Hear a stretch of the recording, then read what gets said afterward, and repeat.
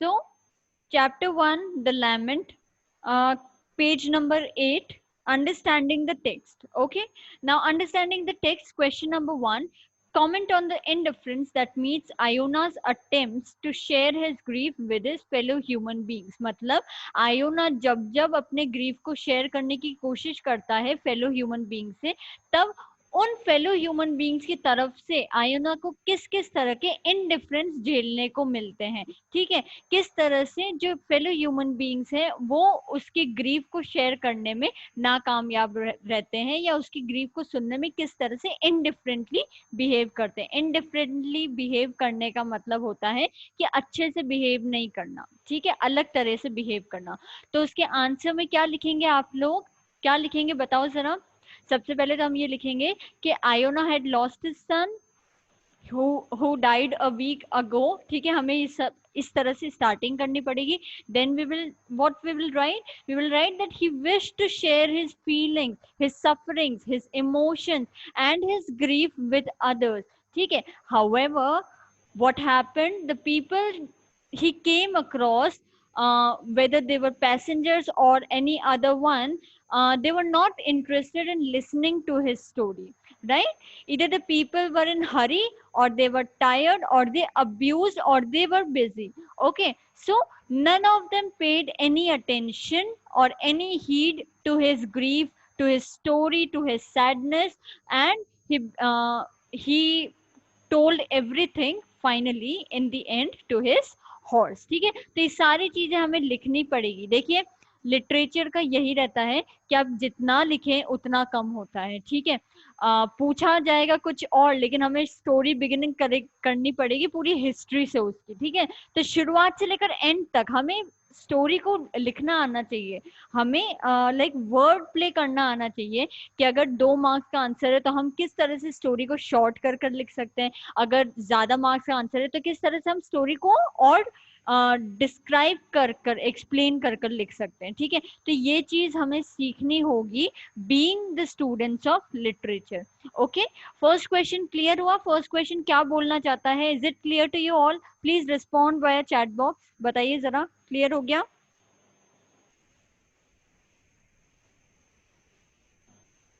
Clear है? Okay, next question की तरफ बढ़ते हैं। What impression of the character of Iona do you get from this story? This is an important question. ठीक है, आपको कैरेक्टर स्केच ड्रॉ करना है आयोना का। आई होप आप लोगों को पता होगा कैरेक्टर स्केच क्या होता है, कैरेक्टर स्केच कैसे ड्रॉ करते हैं। कैरेक्टर स्केच ड्रॉ करने का मतलब ये नहीं है कि पेन पर उसका आयोना के हम पेपर पर उसकी फोटोज बना रहे, नहीं। कैरेक्टर स्केच का मतलब हम बहुत ज्यादा डिटेल्ड एनालिसिस करते हैं किसी भी कैरेक्टर का। ठीक है, कि वो कैरेक्टर किस तरह का है। तो सबसे पहले आयोना के बारे में हम जानते हैं कि हमें आयोना का इसमें कैरेक्टर स्केच ड्रॉ करना है। ठीक है, इतना समझ लेना। तो Iona first of all he was an old cab driver. ठीक है, his son, young son named Kuzma Ionich had died। He was lonely and he was reduced to a phantom like figure। ठीक है, वो इतना ज्यादा lonely था उसकी life में और कुछ नहीं था, जिसकी वजह से वो अपने आप को कैसा समझने लगा था, एक फैंटम लाइक फिगर समझने लगा था।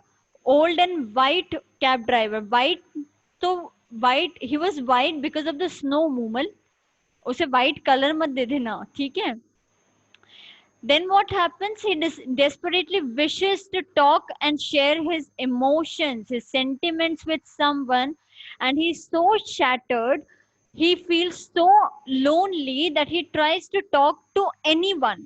जो भी उसके रास्ते में आता वो उन सभी से बात करने की कोशिश करता, because he was feeling so lonely, he was feeling so burdened of the loss. ठीक है, he laments his loss, he laments the despair, he tries to share his melancholy with people, but क्या होता है, no one pays attention to his sorrows। ठीक है, he drives his sledge, वो काफी कोशिशें करता है अलग अलग लोगों को बताने की, but still he fails every time. उसके बाद वो क्या करता है, बार बार अपने हॉर्स को अपने लाइक उसके स्टेबल्स पे लेके जाता है, वहां पर भी वो कोशिश करता है एक फेलो कैबमैन के साथ अपनी फीलिंग शेयर करने की, but still he fails to do so, and in the end what he does, he feels so helpless, he feels very as if no one is going to hear his story. But still he gathers some strength, he goes to the stable, he tries to talk to the cabman.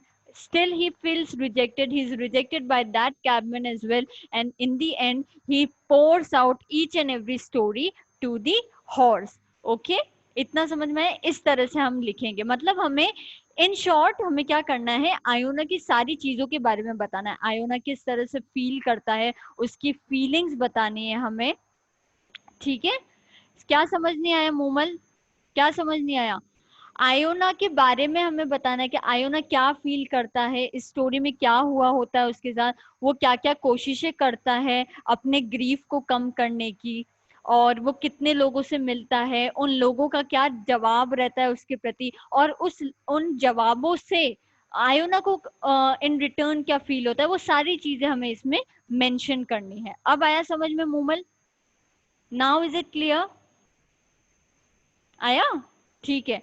Anyone else जिसे कोई problem हो इसमें, बताओ जल्दी से।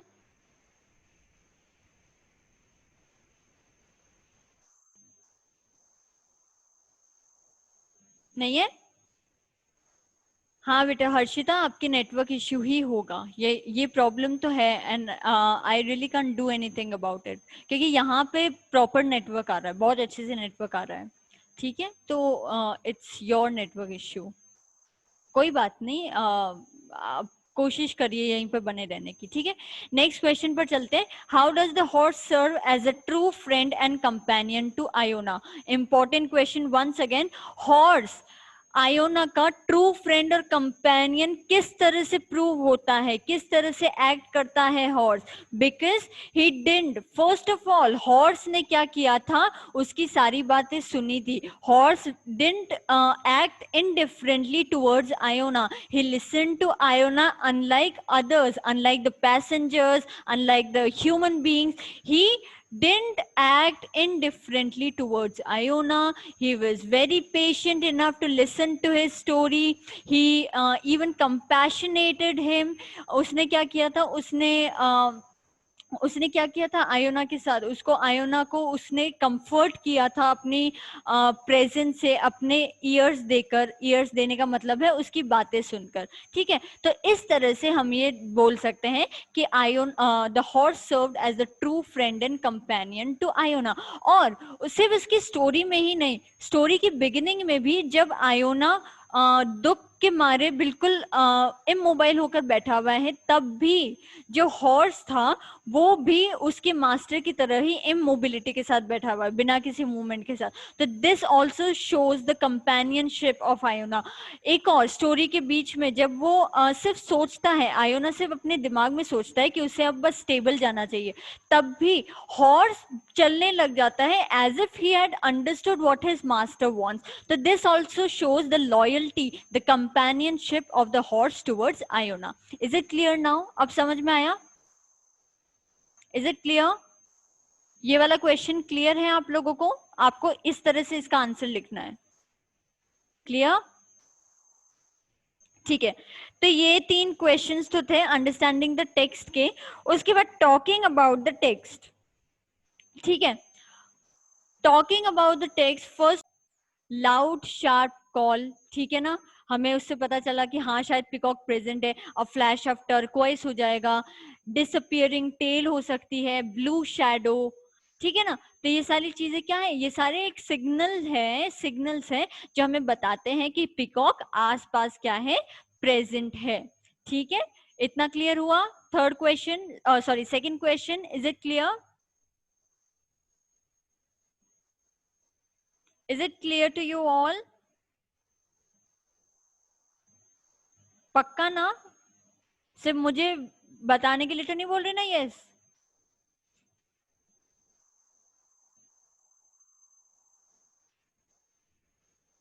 ठीक है, okay. Next question पर चलते हैं। How does the connection drawn between the tail and the eyes add to the descriptive detail of the poem? Tail और आइज का क्या कनेक्शन था इस पोयम में, जो हमें बताया जाता है, जो हमें पता चलता है।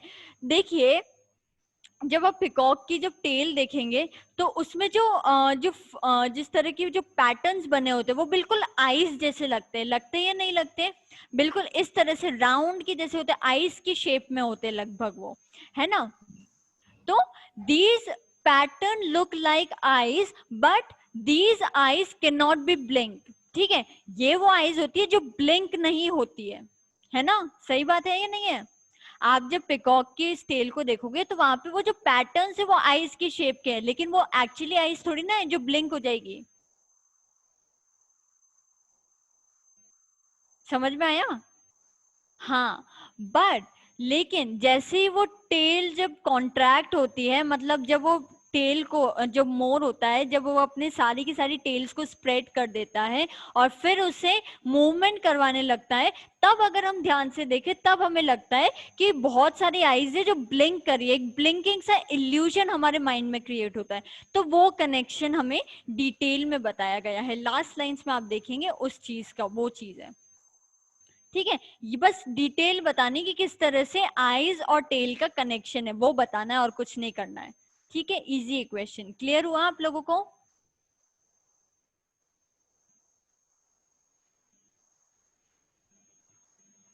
Is it clear? मूमल, आपको बस इतना बताना है कि जो पिकॉक की जो टेल होती है उसके अंदर जो आईज है उसका क्या कनेक्शन है? कनेक्शन कुछ भी नहीं है ऐसे तो, बस हमें बस इल्यूजन होता है उसकी पैटर्न्स की वजह से, हमें ऐसा लगता है कि उसकी टेल में क्या है, कि उसकी टेल में ही आईज है, बहुत सारी आईज है, वो ब्लिंक नहीं होती है।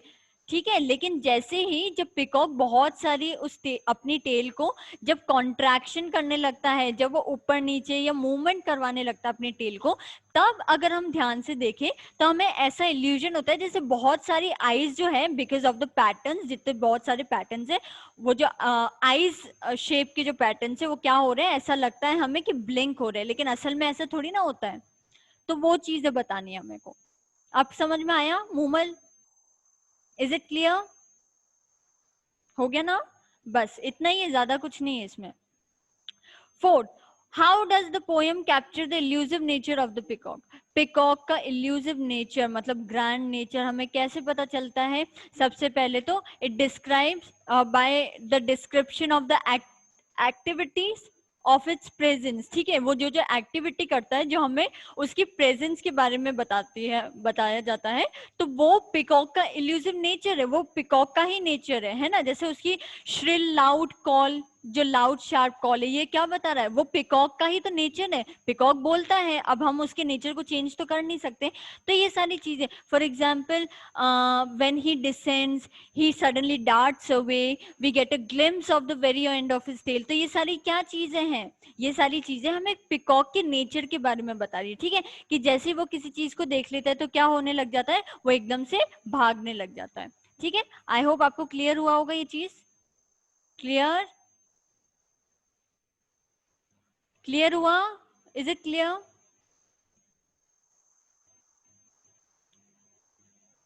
बस, तो ये सारी इमेजेस हमें क्या करनी है, पूरी पोएम में ढूंढनी है और ये सारी चीजें नोट डाउन करनी है। ठीक है, ओके, नेक्स्ट क्वेश्चन पर चलते हैं। The peacock is a colourful bird, how does the poem capture the various colours that it's plumage displace? ठीक है, पिकॉक बहुत ज्यादा कलरफुल बर्ड है, तो इस पोएम के थ्रू हमें किस तरह से उन कलर्स का अंदाजा होता है जो कि पिकॉक डिस्प्ले करता है? प्लूमेज का मतलब जो मेन कैरेक्टर जिसके बारे में पोएम लिखी गई है वो किस तरह से डिस्प्ले करता है, वो चीज हमें बतानी है।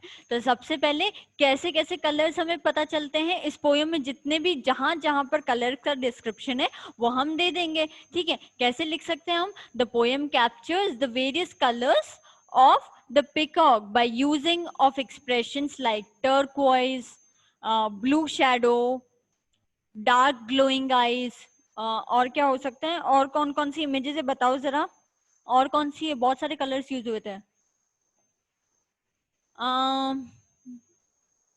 गोल्डन एम्बर हो गया था, वायलेट फ्रिंज्ड हो गए थे, ठीक है। तो ये सारे एक्सप्रेशंस हमें यूज करने, एक्सप्रेशंस मतलब जैसे वो उस कलर के साथ जो वर्ड्स दे रखे वो सारी चीजें यूज करनी है हमें, ठीक है। एक्सप्रेशंस एज इट इज उतारने हैं, ठीक है।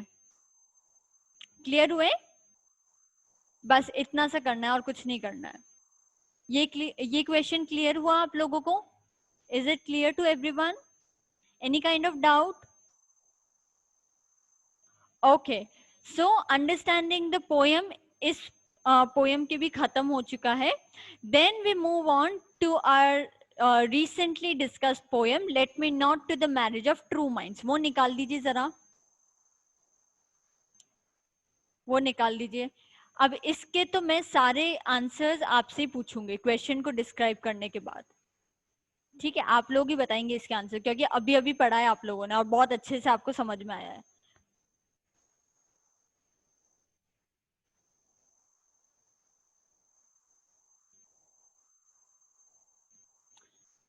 Please message me when you are ready, ठीक है। आप जब रेडी हो जाए तब मुझे मैसेज कर दीजिएगा एक बार, आप सबके निकल जाए वो पोयम तब के। सी, फर्स्ट क्वेश्चन है, constituency is the theme of the poem. बिल्कुल सही बात है, लव की कॉन्स्टेंसी के बारे में ही तो बात हुई है सबसे ज्यादा इसमें, है ना, कि लव अगर कांस्टेंट रहेगा तो ही वो रियल लव होगा, अगर लव चेंज हो जाता है वो तो लव नहीं कहलाएगा, ठीक है। तो constancy is the theme of the poem, that is true. So what you have to do, you have to indicate the words, phrases and images that suggest the theme। वो words, वो phrases या वो images जो इस poem में use की गई है वो एज इट इज उठाकर आपको यूज कर देनी है, जो कि कॉन्स्टेंसी के थीम को सजेस्ट करती हो, ठीक है। इसमें से क्या क्या हो सकता है बताओ जरा, कौन कौन सी इमेजेस हो सकती है बताओ।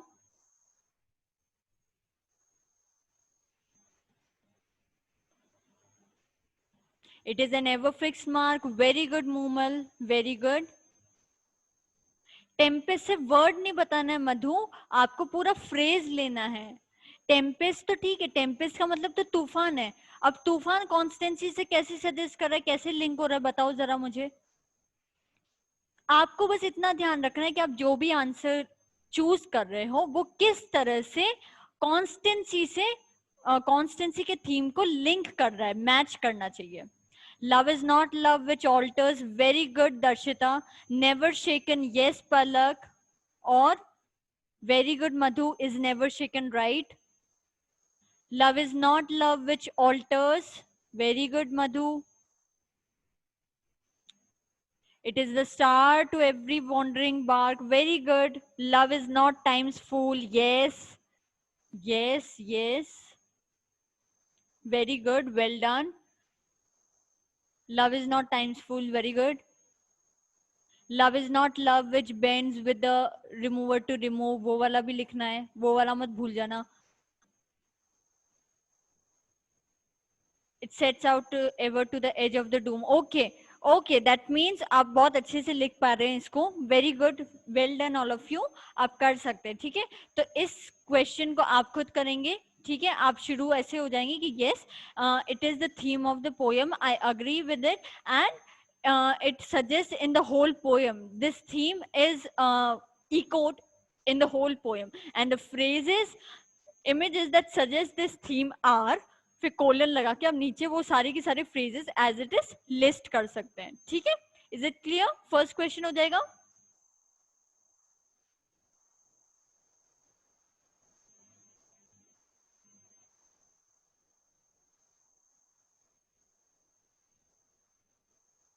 Okay, fine. Next question.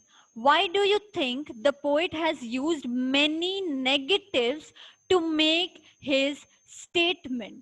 ठीक है, देखो पूरी पोयम में पोएट ने क्या किया है, बहुत सारी नेगेटिव चीजें बताई है अपने पॉइंट को रखने के लिए। तो क्वेश्चन ये पूछा जा रहा है कि उसने नेगेटिव क्यों यूज किया है। देखो नेगेटिव यूज किया है ना, let me not to the marriage of true minds, ठीक है ना। तो ये सारी, ये उसने क्या किया है, ये नेगेटिव चीजें यूज की है उसने, ठीक है। तो ये क्वेश्चन पूछ रहा है कि उसने नेगेटिव चीजें यूज क्यों की है। तो देखो सबसे अच्छा तरीका इस आंसर को लिखने का ये है कि negative is actually a very effective way to prove someone's point। ठीक है, आप अगर नेगेटिव चीजें बताओगे तो आप अपने पॉइंट को क्लियर कर पाओगे कि हम क्या नहीं चाहते हैं, है ना। कि क्या चाहते हैं वो तो हम बोल सकते हैं, बट नेगेटिव से क्या हो सकता है, बहुत इफेक्टिवली आप लोग अपने पॉइंट को रख सकते हैं, है ना। It highlights the other side of the coin. जैसे जो साइड आपके पास है, जो साइड आपको दिख रही है, उसके अदर साइड क्या है हमें नहीं पता। तो नेगेटिव से हमें क्या पता चलती है, other side of the point coin समझ में आता है। ठीक है। सो और किसी भी चीज का सिर्फ ऐसा नहीं होता कि सिर्फ पॉजिटिव पहलू ही हो, हर चीज की नेगेटिविटी, अगर किसी चीज के मेरिट्स है तो उसी तरह से उसी चीज के बहुत सारे डीमेरिट्स भी होंगे। ठीक है। तो दो साइड्स को अच्छे से इक्वली बैलेंस करने के लिए पोएट ने क्या किया है, नेगेटिव चीजें यूज की है, नेगेटिव इमेजेस यूज किए, नंबर 1। नंबर 2, नेगेटिव चीजों की वजह से पोएट अपने पॉइंट को अच्छे से रख पा रहे हैं, इसलिए उन्होंने नेगेटिव चीजें यूज की हैं। समझ में आया क्यों नेगेटिव यूज हुआ है।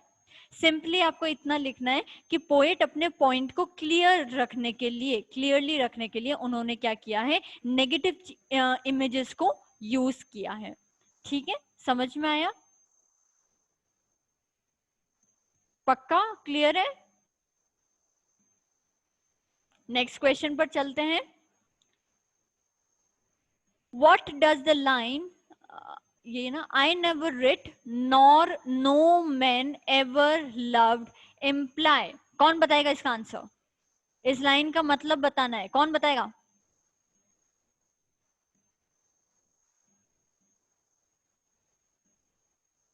बताओ तो, बताओ मूमल बताओ, सब बताओ क्या होता है इसका आंसर, क्या होगा। इस पूरे आंसर, इस पूरी लाइन का मतलब बताना है, जल्दी से बताओ, वी हैव ओनली 10 मिनट्स, जल्दी बताओ।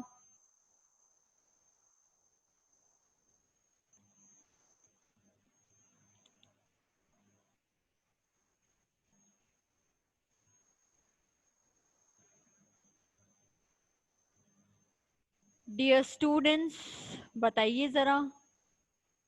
आई never writ nor no man ever loved, क्या मतलब होगा इसका। It implies that if the poet is proved wrong about all the thoughts that he has said in the poem, poet says if someone prove me wrong, it is impossible, like I never written, yes, like I had never written, very good Jhalak। मधु भाटी, बेटा English literature है, English में पढ़ो, English में जवाब देना है, हिंदी में थोड़ी ना दोगे।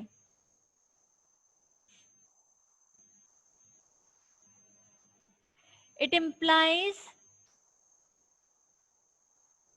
what I have said is proved wrong. If it is proven wrong, then no one has ever loved anyone, and that will be as impossible as the fact that he as if he had never wrote anything। ठीक है, मतलब अगर वो गलत prove होता है तो वो उतना ही इम्पॉसिबल होगा जितना कि ये फैक्ट कि शेक्सपियर नाम का कोई राइटर नहीं था लिटरेचर में, और उसी के साथ ही अगर वो रॉन्ग होता है तो ये बात भी सच हो जाएगी, ये बात भी प्रूव हो जाएगी किसी इंसान ने अच्छे से प्यार किसी से किया ही नहीं था।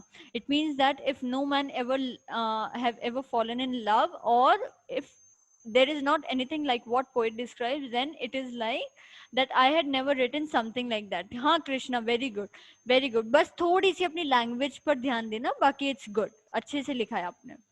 ठीक है, तो आपको क्लियर हो गया है। नेक्स्ट क्वेश्चन की बात करते हैं। Love is presented as the subject और the doer of the action in the poem, मतलब लव को इस तरह से प्रेजेंट किया गया है कि लव कोई काम करने वाला है, लव ही सब कुछ करने वाला है। Now why do you think the poet has used this form rather than involving human agents, मतलब लोगों की बात नहीं की है इसमें। जो पोएट है शेक्सपियर, उसने लव को ही एक ह्यूमन बीइंग की क्या दे दी है, इमेज दे दी है, एक लव को ही उसने पर्सोनिफाई कर दिया है, इंसानों वाला दर्जा दे दिया है। तो ऐसा क्यों हुआ है, कोई बता सकता है?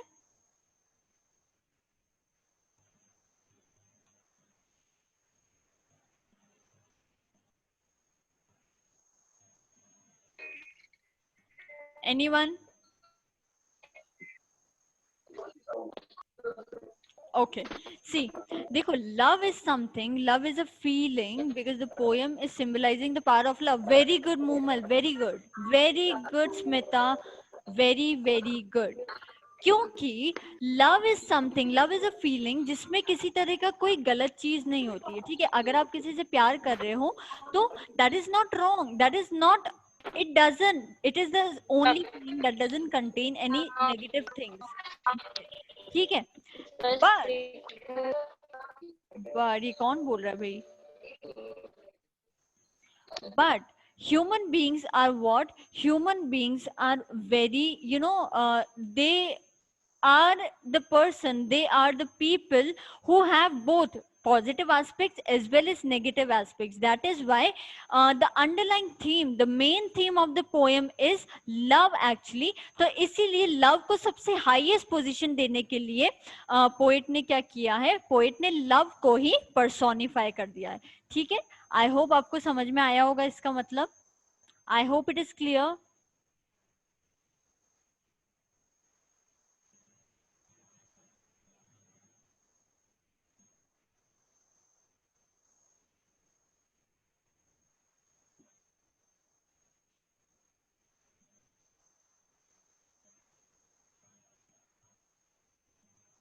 ओके, नाउ क्वेश्चन 5 जो है आपको एक्सप्लेन करना है दो फ्रेजेस, ठीक है?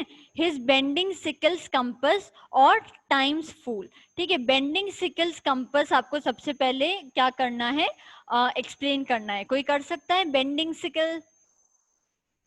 सिकल्स कंपस, कंपस के बारे में मैंने क्या बताया था? कंपस क्या बताता है? टाइम के बारे में हमें बताता है ना? क्या बताता है? टाइम के बारे में।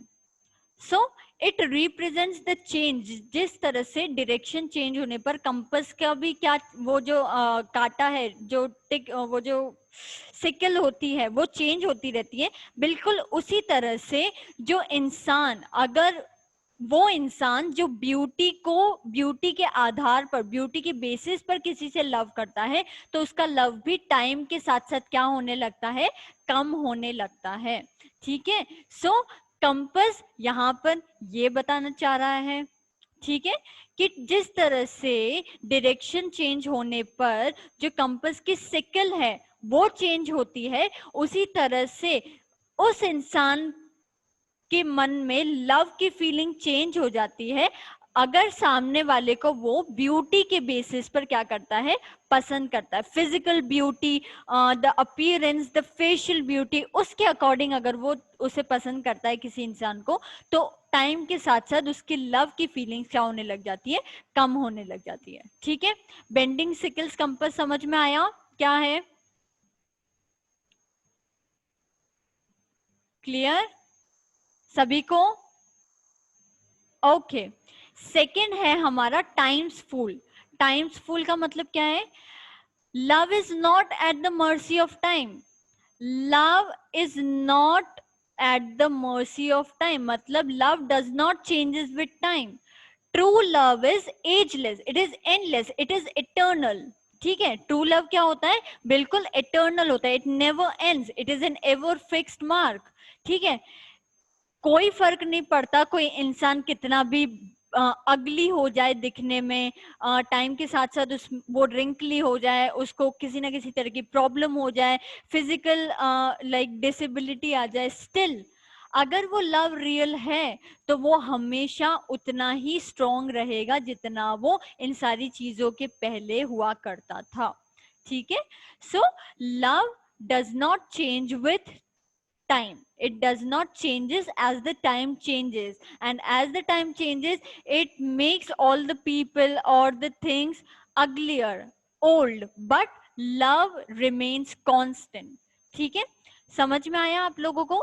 Is it clear to you all? जल्दी बताओ जल्दी बताओ जल्दी बताओ, टाइम खत्म होने वाला है।